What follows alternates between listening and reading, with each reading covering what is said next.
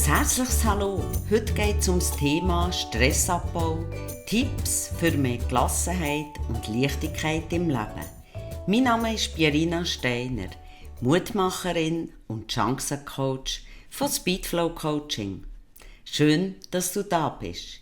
In der heutigen Folge von meinem Podcast habe ich für dich ein Thema ausgewählt, das in der heutigen Zeit irgendwann jeden Mensch trifft. Stress. Dabei geht es nicht nur um einen Stress, der von außen kommt, sondern auch um einen Stress, den wir uns ganz unbewusst selber verursachen.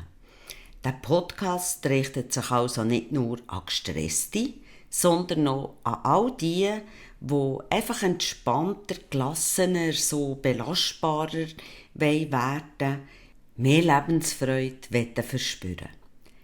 Es lohnt sich, bis zum Ende diesen Podcast anzuhören, weil ich am Schluss noch ganz etwas Spezielles für dich habe. Dir auch noch ein paar Tipps mit auf den Weg geben. Am besten tust du dein Notizbuch zuweglegen, dass du ein paar Notizen machen kannst. Ja, das Wort Stress, das löst in vielen sofort so ein ungutes Gefühl oder Bilder aus, meistens so im Zusammenhang mit der Arbeit oder auch mit dem Umfeld. Es besteht heute absolut kein Zweifel mehr, dass Stress zu den wichtigsten gesundheitlichen Risikofaktoren zählt, mit dem unsere Gesellschaft konfrontiert ist. Ich bin im Stress, ich bin im Schuss.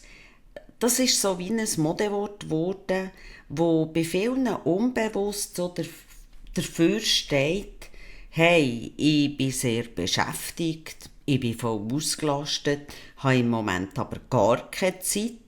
Und auch so bei anderen unbewusst so ein Statussymbol auslöst, weil mit der Aussage, ich bin im Stress, ich bin im Schuss, so gleichsetzt, dass ich wichtig bin, die Aufgaben, die ich zu erledigen habe, auch sehr wichtig sind und ich respektiert werden.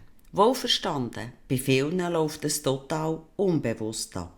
Und einige leben wirklich ihr Leben buchstäblich immer am Limit, ohne dass ihnen das überhaupt bewusst ist.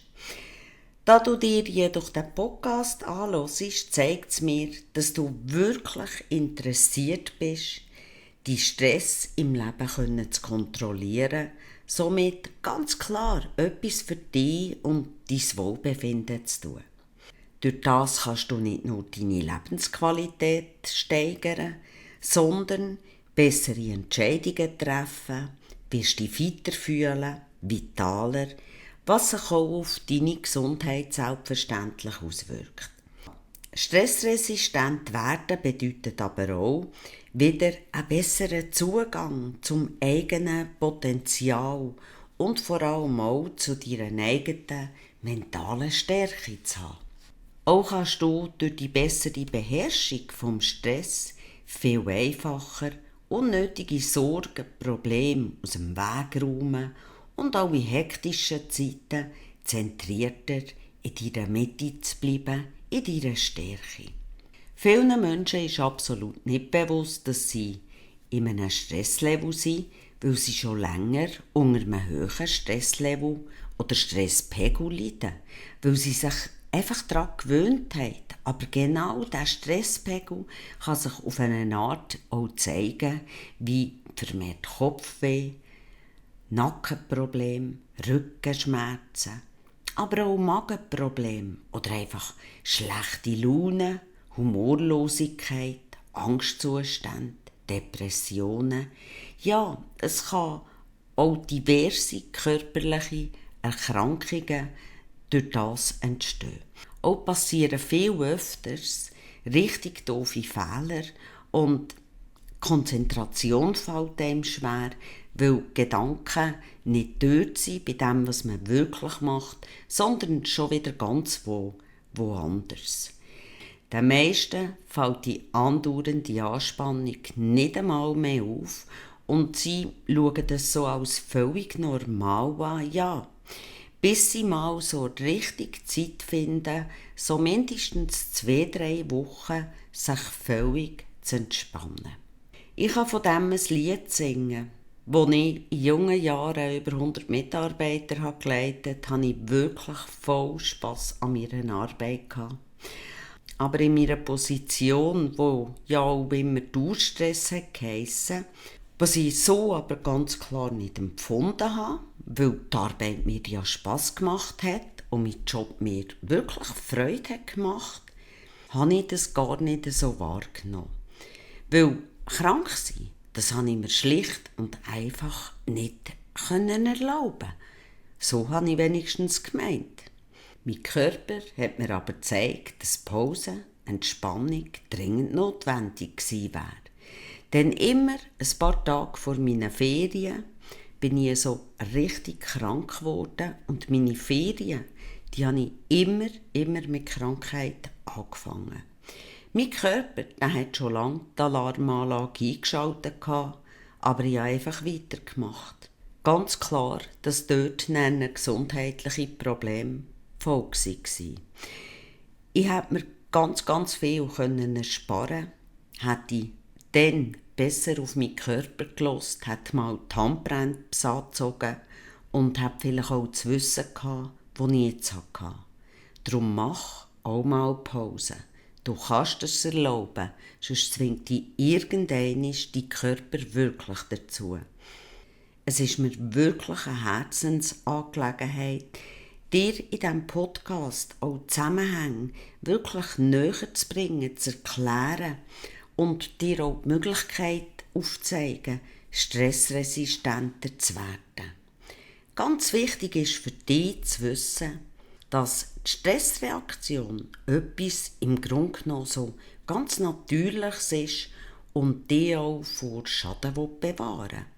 Sie ist evolutionsbedingt und sie bedeutet eigentlich nichts anderes als Kampf oder Flucht. Früher haben wir Menschen gegen wilde Tiere kämpfen, mussten Angreifer in die Flucht schlagen, also in den Kampf gehen, oder wenn wir ihn nicht bekommen, dann mussten wir davon springen. Das müssen wir heute nicht mehr. Wir müssen nicht mehr kämpfen oder flüchten. Aber wir haben viel anderes, was in uns Stress auslöst. Stell dir vor, du gehst genau jetzt auf die Strasse raus und bist so in der Mitte der Strasse und so aus dem Augenwinkel raus siehst, wie ein Auto anrast. Und im letzten Moment kannst du noch so einen grossen Gump auf die Seite nehmen, dass dein Auto nicht gerade überfährt. Du futterst sicher über den rücksichtslosen Autofahrer, regst dich kurz auf und dann scheint eigentlich die Sache für dich zu erledigt zu sein. Für deinen Körper ist das aber absolut nicht so. Weil da läuft schon ganz automatisch das Programm vom Stress ab. Das heisst, das sympathische Nervensystem, auch SNS genannt, steuert nämlich Kampf- oder die Fluchtreaktion.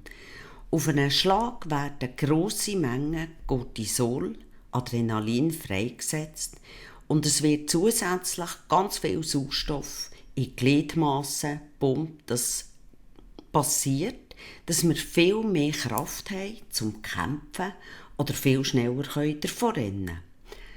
Der Autofahrer, der ist schon längstens um die nächste Ecke und du kannst ihm kaum nachspringen und ihn vermöbeln.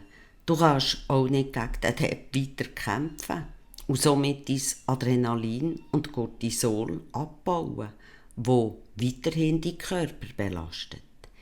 Das parasympathische Nervensystem, also PSN genannt, hilft dir wieder zur Ruhe zu kommen und das Ereignis zu verarbeiten. Es ist so ein wohliges, ein angenehmes Gefühl, so ein natürliches Hochgefühl. Es entsteht durch die Freisetzung von körpereigenen Opiaten, Endorphinen. Wärst du immer in diesem Zustand, so in diesem entspannten Zustand, wäre es dir jedoch fast nicht möglich, den Alltag zu bewältigen. Die beiden Systeme arbeiten perfekt zusammen, damit dein Körper optimal funktionieren kann. Wenn du also im Stress bist oder auch wenn du nur Stress empfindest, heisst das nichts anderes, als dass eines von diesen beiden Systemen aktiv ist. Stressreaktion und das andere die Entspannung. Und jetzt ist die Frage, was kommt mehr zum Einsatz? Evolutionsbedingt ist es Kampf oder die Flucht gsi, wo das Adrenalin aus Cortisol wieder abgebaut hat. Nur, in unserem Leben hat sich so viel geändert und wir müssen weder kämpfen noch davor rennen. Aber täglich bist du in bestimmten Situationen, Herausforderungen, die eine Stressreaktion auslösen. Sei es Differenzen am Arbeitsplatz, der Stau am Morgen, am Abend, wenn du zur Arbeit gehst oder heimfährst, unangenehme Nachbarn, Rechnungen, die vielleicht viel zu hoch sind als erwartet, Kritik, Termindruck, all das sind Sachen, die in dir eine Stressreaktion auslösen. Es ist logisch, dass du solche Situationen nicht als Stressreaktionen sofort anschaust. Du fliehst oder kämpfst ja auch nicht. Und du schaust es auch nicht als das an, weil es ist ja keine reale Bedrohung.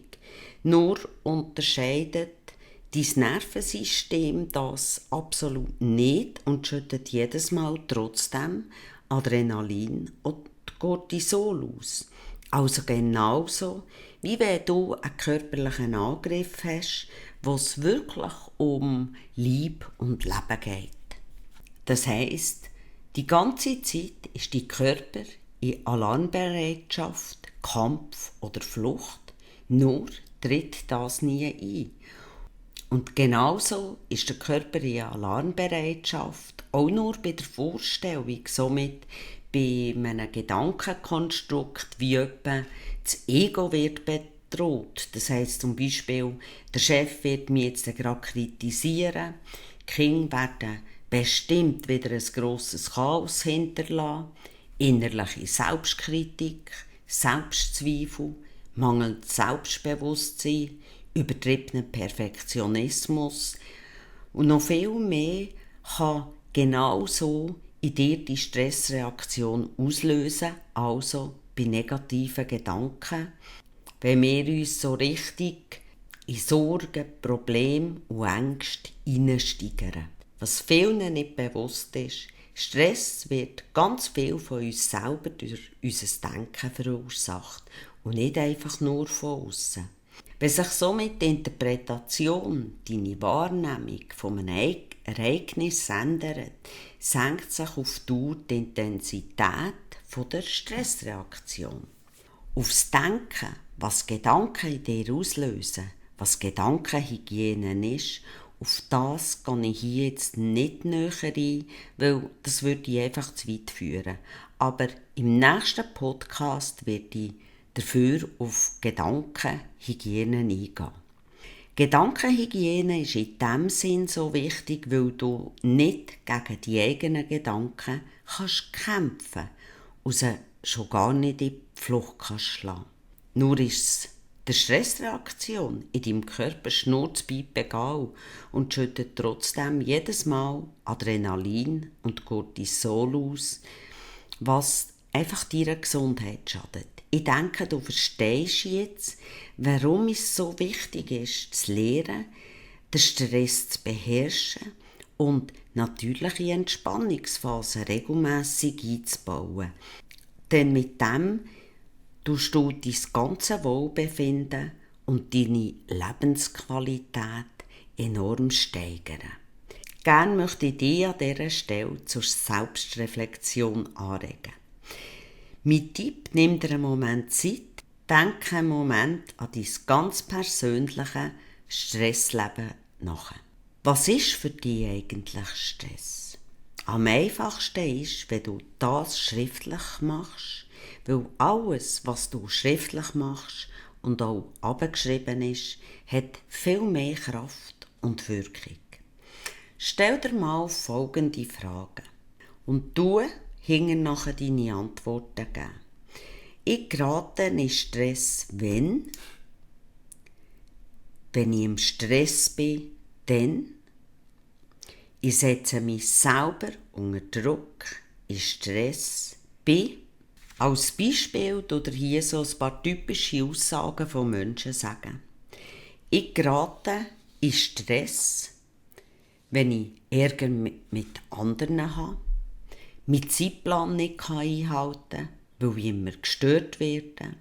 Ich gerate in Stress, wenn ich von anderen kritisiert werde, wenn der Morgen schon mit Hektik anfängt, wenn ich mehrere Sachen gleichzeitig erledigen sollte, der Stapel auf meinem Bürotisch grösser und grösser wird, verschiedene Menschen, unterschiedliche Sachen von mir, wenn möglich alle miteinander gleichzeitig wollen. Als Beispiel, wenn ich im Stress bin, ich bin leicht ärgerlich oder gerade auf 180, ich schlafe schlecht, werde innerlich nervös und hektisch, ich kann mich schlecht konzentrieren, ich bekomme oft Magenschmerzen, Nackenverspannungen, habe einen Kloß im Hals, schwitze und habe feuchte Hände. Ich setze mich selber unter Druck, Stress, bin oder in dem ich alles 130%ig gut machen will. Ich immer selber mich um alles kümmere. Ich mir selber fast keine oder gar keine Ruhepause gönne. Ich mir zu viel auf einmal vornehme, weil es mir wichtig ist, was andere über mich denken. Ich zwar den Tag plane, aber zu viel immer reinquetsche, wo ich dann gleich nicht arbeiten kann. Die 3 Fragen sind auch gleichzeitig Aspekte vom Stressgeschehen.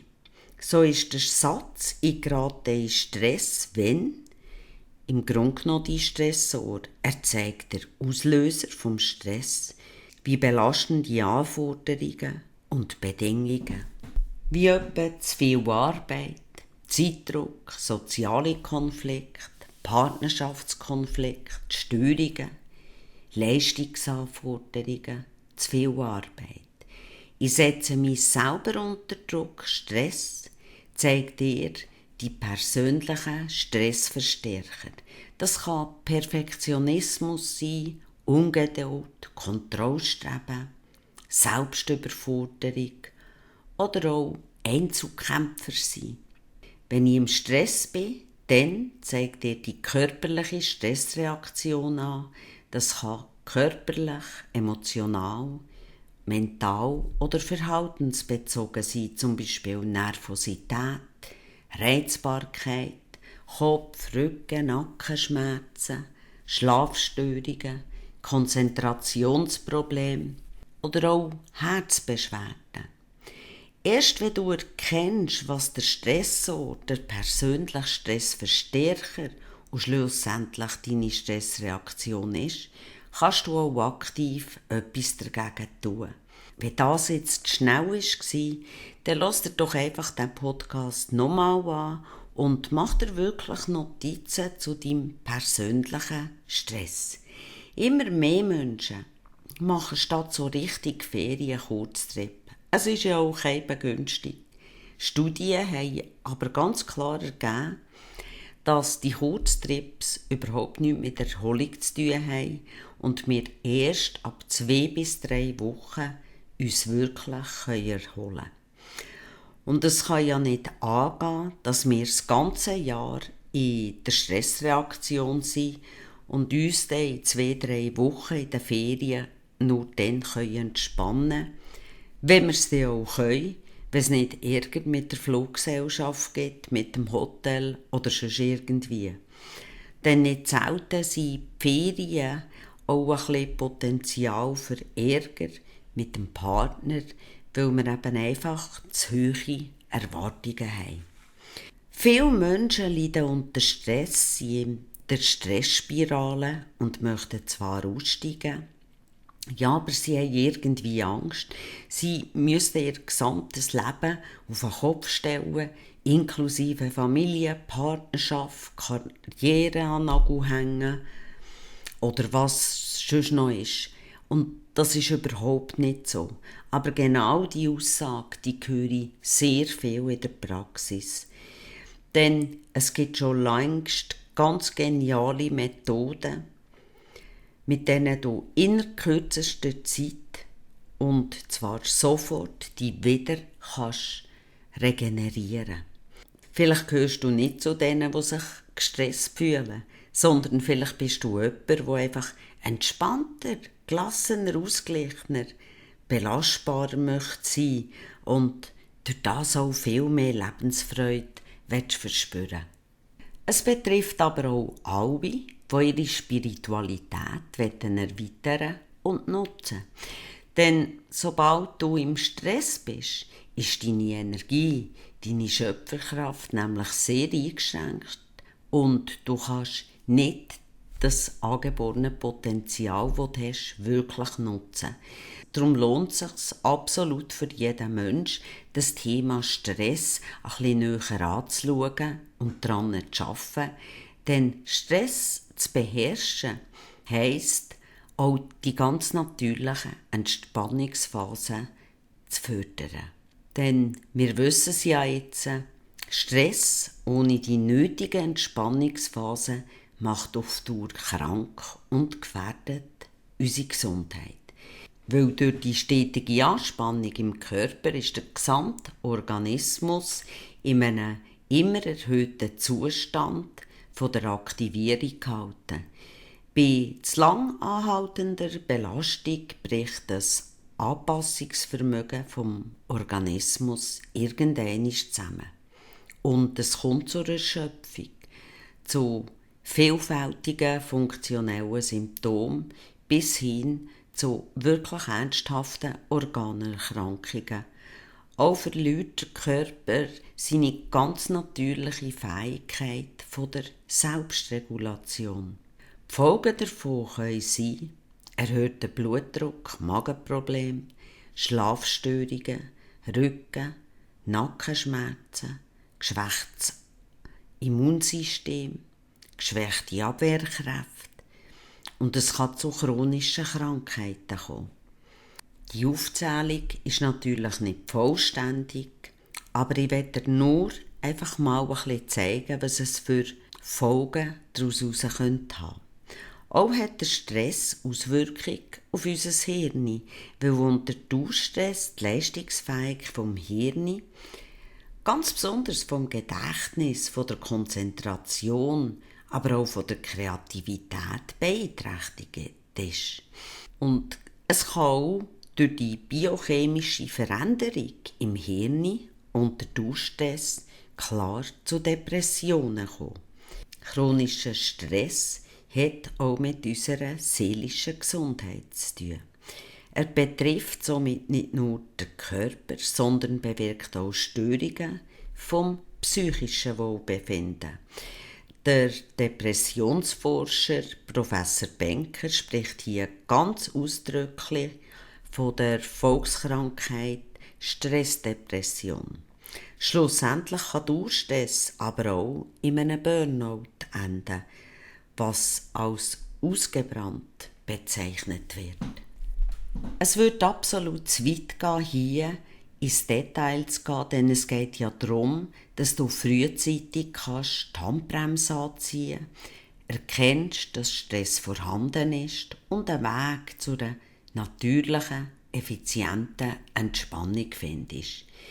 Ich weiss, von was ich rede. Ich habe am Unispital die Entspannungsfachfrau absolviert, Prüfung aber nicht abgeschlossen, weil es für mich einfach viel zu wenig effizient war. Was wir gelernt haben, war für mich nicht praktikabel, denn wenn jemand im Stress ist, hat er nicht Zeit, Alltag eine Stunde oder länger an der Entspannung zu arbeiten. Die Ausbildung möchte ich aber auf gar keinen Fall missen, weil sie hat mir sehr viel über Zusammenhänge gelernt. Aus dem Erlernten und aus meiner Praxiserfahrung habe ich einen effizienten Weg gefunden, wie du mit wenig Aufwand kurzen, einfachen und ganz leicht umsetzbaren Übungen, 15-minütigen Entspannungsmethoden leicht die innere Balance wieder herstellen kannst. Mit dem kannst du dich innerhalb kurzer Zeit wieder in die Entspannung bringen. Du erreichst damit innerhalb kurzer Zeit, dass du wieder gelassener wirst, deine Effizienz steigerst, dich viel besser kannst konzentrieren, leistungsfähiger, gelassener wirst. Dazu kommt, dass du wieder ausgeglichener wirst, fröhlicher, aber auch aufgestellter wirst sein. Ebenfalls ist durch die rasche Entspannung ein wesentlicher Faktor für deine Gesundheit, die gefördert wird und dein allgemeine Wohlbefinden gesteigert. Denkst du nicht auch, es würde sich vielleicht lohnen, ca. 15 Minuten im Tag zu investieren? Ich denke schon. Das Online-Tool Stressresistent bringt dich weg vom Stress zu mehr Leichtigkeit und Gelassenheit. Und durch das hast du auch besseren Zugang zu deinem Potenzial und deiner inneren Stärke. In diesem Online-Kurs sind viele einfache Übungen enthalten, die du leicht und einfach umsetzen kannst. Auch 3 sehr effiziente Entspannungsmethoden, die deine Ressourcen fördern, deine Fähigkeiten. Ja, es lohnt sich wirklich, den Kurs Stressresistent ein bisschen näher anzuschauen. Du findest ihn auf meiner Webseite unter den Kursen. Das ist übrigens ein Online-Kurs. Egal wo du bist, du kannst von allen Orten auf der Welt Zugriff haben. Du wirst im Podcast, im Beschrieb auch den Link dazu finden. Ich garantiere dir, es wird dein Leben auf wunderbare Weise verändern. Du wirst neue Lebenskraft, Glücksgefühl spüren und viel mehr Lebensfreude. Die Kunden von mir, die diesen Kurs gekauft haben, sind absolut begeistert von diesen wunderbaren, effizienten und kurzen Meditationen, die innerlich stärken, entspannen und trotzdem motivieren und Kraft geben. Es geht um dich, um dein kostbares Leben, das viel zu kurz ist, um dem Körper, dem Geist oder der Seele Stress zuzumuten oder sie mit Stress zu belasten. Du bist einmalig, du bist genial und hast ein unendliches Potenzial, eine enorme Kraft in dir. Lass nicht zu, dass das durch Stress oder auch unbewussten Stress eingeschränkt wird. Du kannst die Möglichkeit nutzen, den Online-Kurs, den ich für einen ganz speziellen Preis habe, 77 Franken, dir zu erwerben. Und nach der Bezahlung hast du auch umgehend den Zugang. Du fragst dich jetzt vielleicht, warum gebe ich den so günstig? Es ist mir wirklich ein Anliegen, dir zu mehr Gelassenheit zu verhelfen, weil das hat ganz einen grossen Zusammenhang mit deiner Gesundheit, auch wenn das im Moment noch nicht bemerkst, aber auf Dauer ist Stress wirklich gesundheitsgefährdend. Wenn du Fragen hast, dann kontaktiere mich doch über meine E-Mail info@speedflow.ch oder das Kontaktformular auf meiner Website. Ich würde mich freuen, wenn ich von dir höre, dass du stressresistent bist und ein tolles Lebensgefühl hast. Ganz egal, wo du gerade im Leben stehst, in welchem Problem du feststeckst, gib nie auf, denn es gibt immer einen Weg, Möglichkeiten und Lösungen. Mit Stressresistent hast du ein effizientes, starkes Tool, das dir wirklich hilft. Denk bitte daran, nicht die Welt, nicht die Menschen um dich werden sich verändern. Du musst dich verändern, damit du deine innere Stärke, deine Fähigkeiten entfalten kannst und deinen Lebenstraum kannst leben. dann wird sich auch automatisch dein Umfeld ändern. Denk auch daran, deine Gesundheit ist absolut unbezahlbar. Ich würde mich freuen, wenn du mir ein Feedback, eine Bewertung hinterlassen würdest oder auch, wenn wir auf weiteren Kanälen vernetzt bleiben. Damit du keine Folge verpasst und es auch bequem herunterladen kannst, abonniere mich doch. Und wenn dir der Podcast gefallen hat, dann freue ich mich, wenn du den vielleicht auch anderen Personen, Freunden, Bekannten weiterempfehlen, teilst oder jemanden, der im Stress ist, auf diesen Podcast aufmerksam machst. Ich wünsche dir von Herzen eine gute, erfolgreiche Zeit, voller Gelassenheit, der nötigen Entspannung und Ruhe. Bis bald, deine Pierina Steiner.